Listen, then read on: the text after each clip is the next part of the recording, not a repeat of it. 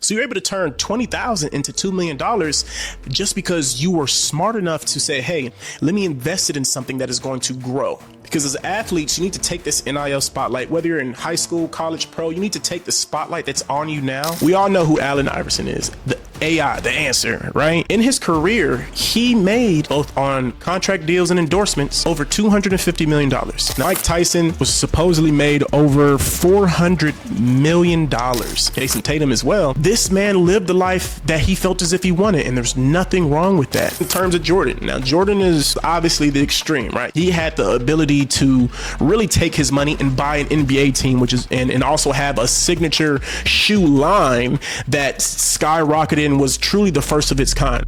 Welcome to another edition of Athletes Wisdom Podcast, where we go behind the jerseys of the athletes to understand who they are as a person and how they're able to build their brand beyond the game. All right. Today's episode, we're going over how to understand how to be both an athlete and an entrepreneur, because it's not just about being one, it's about having the versatility to do both. Okay. So let's go ahead and get into it.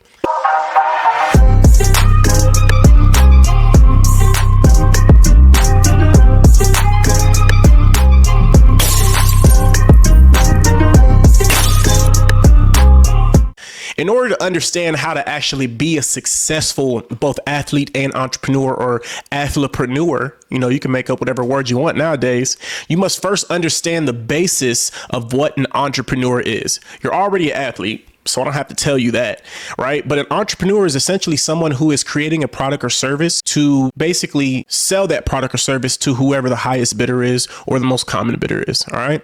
Now, what are the benefits of being an entrepreneur while being an athlete, especially in the collegiate space while NIL is still in play, right? NIL, in my personal opinion, is a spotlight that adds extra eyes and extra attention on you that might not otherwise have been on you if you weren't playing that sport, right? Now, that doesn't mean that you haven't built a brand enough to garner that attention, or that you're not skillful enough to garner that attention. But while NIL is in play, if you're able to take those eyes, put it on your business, and then convert those eyes into sales, that is the best way to build your legacy beyond the game. Here at Athletes Wisdom Podcast, that is our number one goal, right? To help you understand how to build something that transcends where you are currently and transcends sports, and even gives you something to build a legacy down the road. So the first thing you want to understand is, what is the benefits of being an entrepreneur, or essentially operating as an LLC or S Corp when it comes to operating in this athlete space? So to break it down in simple terms, you can either get an LLC if you're making under $50,000, or if you're making over $50,000 to $100,000, I would recommend getting an S Corp. Now, I'll go into the slight specifics in a second, but I do want to make a disclaimer that I am not a tax professional. So as far as the tax implications, I want to make sure that you talk to your own financial advisor and get the information that is best for you and where you're going. But when it comes to an LLC, both of them, honestly, the reason why it's so beneficial is because you can essentially have whatever brand or company, let's just say you're operating in the NIL endorsement space, getting brand partnerships from these companies. You can have them pay your company instead of you. Now, there's something called the Tax Cut and Jobs Act. And essentially what this states is you can write off up to 20% of your income with this act. Now, I want to specify up to, right? Because you can't just write off any and everything that you please. You can't say, oh, I took myself out to get some dinner. Didn't talk no business, didn't do none of that, but that's a business expense. It doesn't work like that, right? So that's why I say talk to your tax professional. But you can be able to write off up to 20% of your income before you start calculating your tax. So let's just say you made $50,000 that year in your business. Instead of saying you made $50,000, depending on the deductions that you're able to do, you can write off up to $10,000, which is 20%, which would basically mean you technically only made $40,000. And now that is what you're being taxed on rather than the $50,000. Now, the reason why I say it depends on if it's an LLC or S Corp is because if you made over $50,000 at $50,000 to $100,000 plus range, that is where you want to get an S Corp, because it offers you a bit more tax advantages. And then, like I said, the more money you make, it's just more protection, so on and so forth, right? But the key to doing this is making sure that as you're structuring your LLC or your S Corp, you're not just pulling all the money money directly from it. You want to make sure that you're paying yourself from that business a salary as an employee of the company, right? Because now, especially when it comes to the LLC, because the LLC, you get taxed a little bit more overall as far as being self-employed. But if you're able to say that you are an employee of the company, like I said, now you're getting paid a salary for being an employee rather than for being self-employed or being the founder or owner of the company. All right. Now, another way that you can take advantage of being able to avoid some of the taxes when paying some of these taxes that you eventually have to pay, right? Or paying some of the normal fees that you would have to pay is as you're paying yourself as an employee of the company, that company can then also pay any other fees that you might have had that were business related. Because oftentimes, especially let's just say an agency fee. In the pros, the agency fee is 3%, but obviously in the collegiate level, it really just depends on the agency that you're at. But let's just say instead of having to pay those agency fees directly from, say, your pocket, let's just say you get $1,000 NIL deal from a company, a partnership. Boom, you get that $1,000. Instead of it being paid directly to you, you get it paid to your company, your LLC or your S Corp. Now from there, that S Corp is then going to pay you a certain amount as far as being an employee, but then it's also going to pay the fees that you'd otherwise have to pay of your agent or any other deductions. And then boom, now it allows you to use that as a business expense and essentially weave in those extra tax credits. All right. Now, I know you may be asking, oh, all right, Alex, this is cool, but how do I start a business? I've never started a business before. I don't have one. Like, what are the basis of starting a business? And I'm going to give you the 10 to 11 steps to start a business under $200. Now, I do want to say part of that $200 fee is I'm based in Georgia and to purchase an LLC, it's only $100. It might be different in a different state that you live in. So I would definitely say do your research on that aspect, but it is a very simple process and you can literally do it within 30 minutes, honestly. All right. So the first 3 steps that you're going to do when actually crafting and creating your business, obviously you want to have a name in mind, right? That's the first thing you want to do. But then from there, you want to do the research to make sure that the name is available, right? So the first thing you want to search for is the USPTO, United States Patent and Trade Office. So this USPTO.gov. The reason why you want to go ahead and go there first is because a lawyer told me this once. You don't want to build a house on land you don't own, just like you don't want to build a brand on intellectual property you don't own, right? So whether that's trademark, patents, copyright, whatever the case is. So that's why you check that USPTO.gov website to make sure that whatever that business name you want is available for you to eventually purchase as far as the intellectual property. You also don't want to create something that somebody already owns, because let's just say you create a business, somebody owns the trademark or the patent for it. Now they're able to sue you for everything you accrued. Let's just say you made $100,000. They wait till you make all this money and be like, oh yeah, we own that. Now you have to give me all that money, right? Now you're backtracking and then you're setting yourself up for failure just because you didn't do that small little step ahead of time to make sure that it was available. Now, the next thing you want to make sure is, like I said, the USPTO. Now you want to make sure you're checking your Secretary of State, your local Secretary of State office to make sure that that name is also available. Because like I said, I'm based in Georgia, so I could have a name purchased in Georgia, but it might not be purchased in whatever state you're in. Each Secretary of State's office per state is different on the actual names that you can purchase, so it offers a little bit of versatility. Is there a way to purchase it nationally? Yes, it just depends on how nationally you obviously want to be, and that's something you would then have to, like I said, contact your financial advisor for and ask them the steps on doing that. The third step you want to make sure you're doing is you want to search to make sure that the domain name and all social media is available for that particular business name that you want. Now, why do you want to do this? Just like how you're checking the USPTO and the Secretary of State office to make sure it's available, let's just say it's available on both of those aspects, but for whatever reason, the domain name or the social media handles are taken. That could then cause another level of friction simply because nowadays we live in a social media based world, a go to my website or go to my social media based world. If you find a business name with a specific business name, but then it's not available as far as all of the social media platforms, there are a few things you could do. You could either still purchase that name as far as the LLC and the patent and all that, and find a creative way to make a new social media name, or you'll end up having to find a different name, right? So all of this research is all free tools, right? You don't have to pay anything to do any of these tools. Now, where the money really starts to come into play is when you actually purchase your business address, all right? So the next 2 steps is purchasing your business address and getting your professional phone number. Now, there's a reason you want to do this first before filing, and I'll get to that in a moment. Now, you can use, as far as your professional business number, you can use a service called Grasshopper. That is a service, I want to say it's about $19 a month, but you can use Grasshopper and literally get an 800 number, a professional 800 number for your company. So instead of you using your personal cell phone number or your personal, I don't know if people have house phones anymore, right? I know I don't. I don't know if you want to use your personal number and have all of these people hitting you up. Instead, they can hit the business number up, and it also looks much more professional when people are trying to call the company. It's like, oh, you're calling a 1-800 number. Like I said, the other thing you want to make sure you're doing is getting that business address. Now, this can be a virtual address, all right? You do not have to purchase some, crazy building or rent a space to have a business address, right? There are virtual addresses available online. You can obviously look. I personally use iPostal, right? But I know that different people have different choices. And this is an easy way to now have a set place that you can call. Hey, this is my business address. Any mail, blah, blah, blah, needs to go directly there. Now, like I said, there was a reason you want to do that first, because the next step is the LLC filing, right? Actually getting the LLC that you want. Now, with filing that, you don't want to use your personal address or use your personal number. You want to use your business address and your business number, just because once you actually create a business, anybody can search up your details for the business. So if you have your personal address on there, your personal number, now everybody in the world can easily access that information. And that's not obviously something you want to give them information or access to that information. All right. The next step you want to make sure you're doing is getting your EIN and your DUNS number. All right. The EIN number is extremely simple. First of all, it's free, right? Both of these things are free, but getting your EIN number is simply just getting a social security number, but for your business, right? So you go to the irs.gov website, find out where to get your EIN number after you have gotten the paperwork for your LLC filing back, right? So depending on the state, it could take time, maybe a couple of days, maybe a week, maybe 2 weeks, right? Maybe a month. I don't know if it takes a month. Mine usually only takes a week or so in Georgia. But after you get your LLC filing paper back, that is when you actually go and get your go to the irs.gov website and get your EIN number, right? Now, look at me.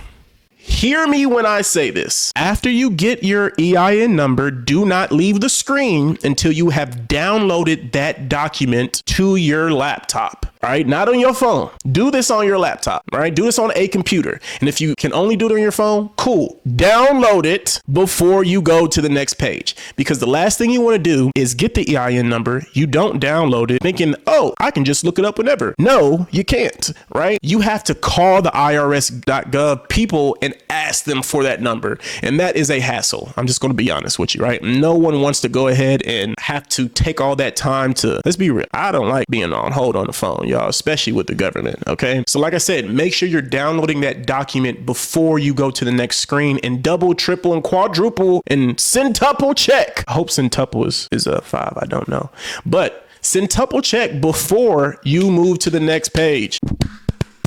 All right, cool. Now, the purpose of a DUNS number is very simple. Honestly, just a way to show other businesses the reliability of your business, right? How truthful or how well your business runs and operates. It's a very, very simple thing. Like I said, it's just kind of like that credibility thing when people look at your business. It's just another way of people saying, oh, I want to look at the reliability and the acumen of your business, so I'm just going to look at your DUNS number and your DUNS history, all right? Now, for the last 3 steps, and this is where the fun parts really come into play. This is where you're finally going to get your domain name and your professional email. Okay.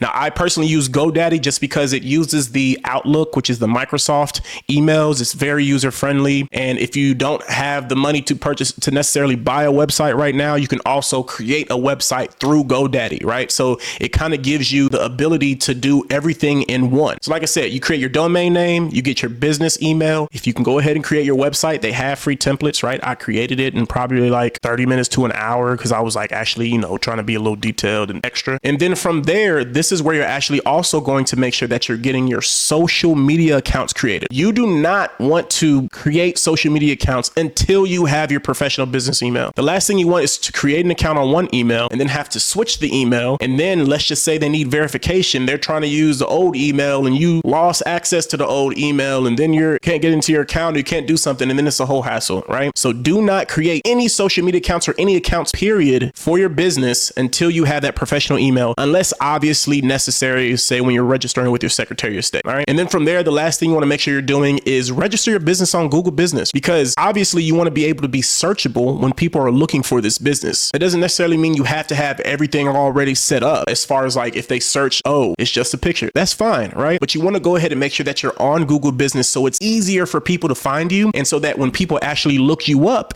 it adds that extra level of credibility, because because then they're like, oh, okay, this is an actual business that is registered X, Y, and Z. So the next reason why being an entrepreneur and an athlete is both beneficial is because, and I'm gonna give you a few examples about this. The reason why it's beneficial is because it offers you the opportunity to build a brand, but also while building that brand, you're simultaneously building your business's brands as well. So think about it like this. So you're a star athlete, right? And if you're not, it's okay. Just continue to put in the work, but I hope you are. But you're a star athlete, and let's just say you created two businesses. Let's not even make it complicated. Let's say you created one business, right? Let's start off with one before we go to the next one. From that first business, you're like, okay, well, I obviously want to continue to promote this business. I want to grow it, but I want to grow it at a high and rapid level the best way I can while also being efficient. Got to be efficient. Now, a way you can do that is oftentimes people are like, oh, I don't want to start a business because then I got to start over from scratch, or I'm not going to have followers, or people don't know about me, blah, blah, blah, blah, blah, which don't get me wrong, is all true. And it's not always the easiest to build something from scratch. But when you've built a personal brand so much to a point where people hear about you and they want to participate or support or buy anything you tell them to, right? Now that is the benefit of being an entrepreneur in the same sense, because you built a reputable brand in your personal life or in your athletic life. So now as you're continuing in this NIL space, now as people know about what NIL is and that they're partnering with businesses and brands, right? People are going to be more inclined to support you in your personal business before they are a partnership that you're promoting. Now they'll still support the partnership, right? But if you're like, hey, I've built this business, I'm so-and-so, you've built that know, like, trust factor with your audience where they love you, they know who you are, right? Now it's like, okay, I'm launching this company, you all on, you can do a soft launch where you're kind of like building the hype up, right? You're like, hey, I'm launching this company. The official release is on, this upcoming Monday or 2 weeks from now. And then you drop the link or the tag or whatever to make sure that they're supporting the business. So now that's doing is, instead of starting that business from scratch and having to garner the outreach, whether through its cold outreach, just you personally reaching out to people, or warm outreach, in which that's people who already know of you, right? Instead of having to do that cold outreach, you now have that warm outreach pouring over from your personal brand, right?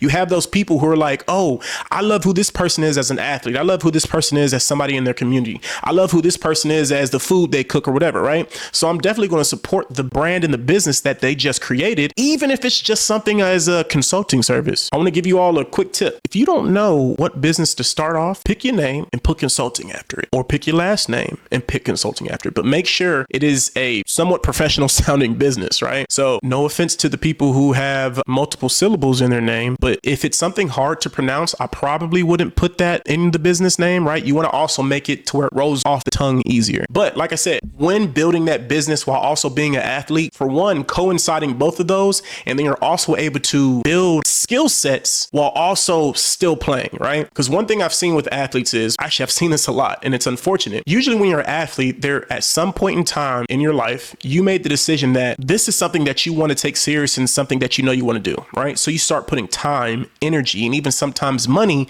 into perfecting your craft. But what that also does is with some people is, and there's nothing wrong with this, right? But what it does with some people is you end up not being able to craft another skill. So when you're done with your playing career, you're like, wow, I'm done. Maybe you can't get a job in the major that you had, or maybe even in sports. And you're like, I don't have any other skill sets to kind of promote myself or to do anything. So now you're having to start from scratch. And it's way more difficult to start from scratch when you're out of previous season of your life, rather than learning those skill sets and starting from scratch while you're still in that previous season, right? So this is why I say it's good to build both at the same time, because you're able to, for one, you're already in the mindset of learning. I'll be honest with you. It is so easy to get out of the flow of learning, get out of the flow of doing and working, right?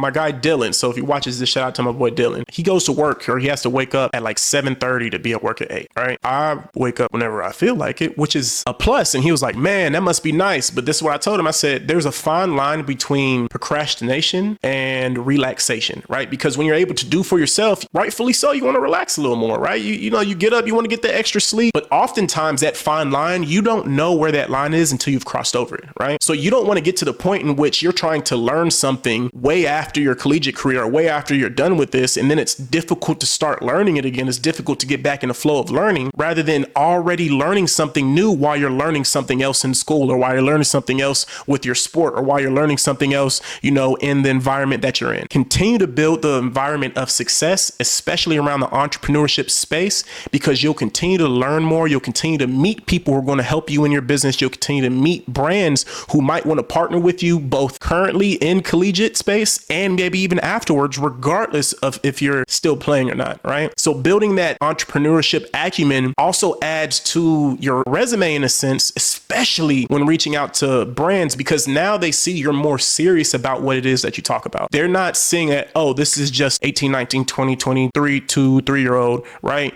Who is wanting to work with us. This is somebody who has their own business or has done business like things and they understand how the game works, right? Now you're able to get more out of them. You're able to negotiate better deals. You're able to negotiate longer partnerships with these brands. And like I said, overall, you're able to just learn more in a shorter period of time. And another tip that I want to go ahead and give to you all is, or another piece of advice on why you need to make sure that you're building them both simultaneously is, and I'll give you a few examples on this, right? When you're understanding how athletics work, because the overall athletic space is like a business, right? So when you're understanding how the athletics work and business works, you start seeing how they overlap and how you can use your current skill sets to help you succeed in business. So I'll give you an example. Shaq. We all know who Shaq is. Okay? If you don't, boop, he's there on the screen. But Shaq, right? Nearly 2 decades, he was able to earn $292 million. So let's, for the sake of numbers, for those who ain't good out there, let's round it up to $300 million. Now, Shaq stopped playing about 10 years ago. So it ain't like he's been still getting paid by the NBA. TNT don't count, okay? That's separate. But this is what I want to say, right? He made $300 million, but if you really understand how taxes and agency fees and all that, at best, he took away half of that. So let's just say he took away $150 million, but he's still worth $400 million. He was able to understand how business worked and was able to put his money in certain investments that continued to make him money. Shaq said this in an interview, and I thought it was extremely profound. He said when he started investing, he didn't know how to invest or necessarily what to invest in. So what he did was he invested in companies that he knew he, for one, was passionate about or believed in, and that helped the community or helped other people, right? Because think about it like this. If I create a product that's helping people, right? I'll give an example of, let's just say I create something that purifies water, right? All across the world, there are people who don't have clean water. So if I can create a handheld bottle that no matter the type of water you put in there, it's going to clean the water for you, even get the stuff that the eye can't see. The water might look clear, but it's still dirty, right? It'll even get all of those out. But let's just say, boom, I'm the owner of the company and I have this great product, but I know I need funding. I know I need money in order to actually get it out to where I want to be. So let's just say I need $20,000 to get to the next step. You as an athlete, let's just say you made $100,000 that year and you have that extra 20. For one, make sure you're paying attention to taxes. You got to pay them taxes. Uncle Sam want his money. Look at me. I'm looking at you. Uncle Sam gonna get his money, cuz. All right. So make sure you put aside that money for taxes. But this is also why I say operate as a business, because you don't have to put as much aside. So let's just say this. You have $100,000. You want to give $20,000 to this company because that's what they need in order to fully get their business off the ground. But obviously, you're not just going to give money away, right? Do not just give money away to anybody. I don't care if it's family, friends, significant others. Don't just give money away. Because in a second, I'm going to tell you about some athletes who basically did that. And that's why they went broke. All right. So when giving this money, right, start thinking about negotiating equity in companies, right? Start thinking about negotiating, okay, well, if it's not equity, I'll give you this amount of money, but I need X, Y, and Z back on a certain time frame. Otherwise, blah, blah, blah. All right. Now, I'm not going to tell you what % of equity to ask for simply because it depends on you. It depends on the person you're obviously giving the money to, how much the company is worth already, and so many other factors that play into that. Right. So make sure you're obviously talking to professionals who are going to rightfully help you in these, like lawyers and people who have done these before. But you want to make sure that when you're giving this money, let's just say as an example, when they gave me the $20,000, my company was, let's just say it was worth $100,000. Right. So they gave me $20,000 and let's just say they wanted 20%. Let's just say that $100,000 company 10 years from now grew to a $10 million company. Now you still own 20% of that $10 million company. And if you ain't good at math, that's $2 million, right? So you're able to turn $20,000 into $2 million just because you were smart enough to say, hey, instead of me spurging this money right now, let me invest it in something that is going to grow. Right? Because as athletes, you need to take this NIL spotlight, whether you're in high school, college, pro, you need to take the spotlight that's on you now and the revenue that you're getting now and plan for your future so that your future self is going to thank you for what you're doing today. Now, I'll give you a few other examples of both good and bad athletes as far as money management and why being and having that entrepreneurship acumen and knowledge is going to help. All right. We all know who Allen Iverson is. The AI, the answer, right? In his career, he made both on contract deals and endorsements over $250 million. Now, I do want you to keep in mind, take half of that away, right? So technically 125 is about what he walked away with, but his current net worth is only supposedly $1 million. All right. Now, how do you lose or waste or squander away over $100 million? A lot of people like, you got all that money. Where'd it go? Right. It is very easy to spend money. Okay. It's very easy to spend $100,000, $1 million. Okay. So you have to understand that, look, if I'm going to get this money, the first thing you need to do is put money aside for investments, put money aside for taxes, put money aside for emergencies, right? Make sure that you have money set for future things, whatever those future things are. Put money aside to grow and build your business, right? Because you're not going to always get that consistent stream of that endorsement money, that money that's coming from the teams, right? So you have to understand that the rich people that like, and yes, obviously Shaq had $150 million to turn into 400 million, right? But he still made the right decisions. Like I said, Shaq made 292 million over his career. AI made $250 million over his career. Shaq is worth $400 million. AI is worth $1 million, right? So you have to understand that it doesn't matter about the money you make. It matters about the money you're able to keep and then grow, which is why making sure you're an entrepreneur is going to give you that best success. Think about it in terms of Jordan. Now, Jordan is obviously the extreme, right? He had the ability to really take his money and buy an NBA team, which is, and also have a signature shoe line that skyrocketed and was truly the first of its kind, right? So the reason why I'm bringing him up is because you have to also understand opportunity. If you see the opportunity to take advantage of an offer that, yeah, maybe in the short term, it might hurt a little bit. Oh, dang, I got to put up how much, or I got to do what, right? But you have to start thinking about the long-term goals and the vision that you really want to have for yourself. Because I don't know if anybody saw the MJ movie. He almost didn't sign with Nike. He apparently hated Nike. Like, he was dang near disgusted and did not want to work with them in any way, shape, or form. But obviously look at him now, right? He has this entire line that's slightly separate in a sense from Nike, just because he recognized the opportunity and took advantage. But then more than that, he started learning the business acumen himself and surrounded himself with people who are also like-minded in that business way. All right. So if you truly want to be successful and get to that next level, you have to understand that, look, it is going to take work. It is going to take dedication, but more importantly, it's going to take sacrifice in the short term so you're able to grow and be successful in the long term.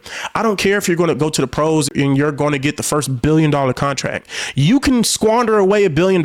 There are people all the time who are losing money. So don't think that I'm always going to be bringing it in. No, you need to find ways to always produce more. Find a formula that's going to help you take $1 and make it $1,000. Because then if you get $1,000, you're able to make that $1,000 to $1 million if you know how to make 1 to 1,000. Okay. If you don't know the ratio that's 1 to 1,000, just add 3 zeros. All right. So another few examples I want to make sure you understand is Mike Tyson, right? Jason Tatum. Those are the last two examples I kind of want to go over here, right? Now, why do I want to go over these? Mike Tyson was supposedly made over $400 million in his career, and both as endorsements, and boxing is called purse. Okay. But as far as the purse money as well, right? He was able to accrue over $400 million and he's only worth $10 million. And I'm sure a lot of that is the smarter investments he's been making recently, right? So the reason why I'm saying this, right, and the reason why I'm about to compare it to Jason Tatum as well, this man lived the life that he felt as if he wanted, and there's nothing wrong with that. But there's also a certain level of understanding how to manage money and having the knowledge to manage money yourself. If I'm keeping it a buck with you, most of you all have probably never been taught how to manage money properly, as far as budgeting, as far as putting money aside for emergency, as far as putting money aside for you, right? Because I have the mindset of, when I get money, I pay myself first. But I don't pay myself as a reward. I pay myself as a, look, I understand that most of this money is going to go away. So let me put a small amount for myself. And when I pay myself first, I don't pay myself some large amount. If I'm getting paid $100,000, I'll probably pay myself $5,000 to $10,000, right? And anything extra after that, I'm fine with. But oftentimes people allocate money, people who budget, they'll pay all their bills first and they don't have no money for themselves, right? I'll pay myself first, so then I can understand what is necessary expense wise. Oftentimes we have expenses that we don't necessarily need, and then it's squandering your money away. It's taking your time away from either your sport or learning a new skill set or whatever the case may be. All right. So to the flip side of Jason Tatum, he supposedly has not spent a single dollar of any NBA contract he's gotten since he's been in the league. He supposedly has not spent a single dollar, and I honestly believe it, of any contract, like game contract money since he's been in the league. Only endorsement money, right? Now, obviously, that's still like, he's still getting paid in endorsements, but the mindset he has is, look, I'm going to use this money to grow. All right. Because like I said earlier, it's not about how much money you make. It's how much money you can keep and grow. He's going to use that money to grow, put in other investments, right? Save for emergency funds, put in his kids' fund or whatever the case is, right? And recently he got a $300 million contract as far as game contract, right? So the overall message I want you all to take away from this is be an athletepreneur. Don't just be an athlete, and don't just be an entrepreneur, because one day you'll only have the choice to be one. And I promise you, it won't be the athlete. So if you haven't already, go ahead and make sure you like, subscribe, comment down below what you thought and what business you're going to start for yourself today. Let's go.